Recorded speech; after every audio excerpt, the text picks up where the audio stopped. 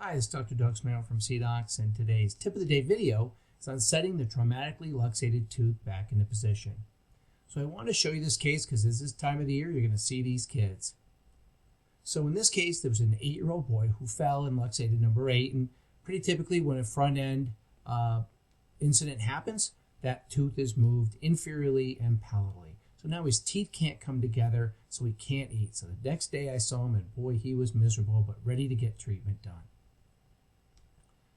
So what do we really do at this point? There was no traumatic fracture of the tooth or the root, so we were good there.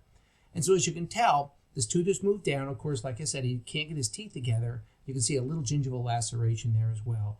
But so what do we do with this? We gave him some local anesthesia, and basically all that point I did right then was give him a cotton roll and said to bite down. Had a little talk with his mom, had a little talk with him. Meanwhile, he's biting down. What's he doing? He's pushing that tooth up and back. And now I'll check it, make sure it looks good. Now get his teeth together.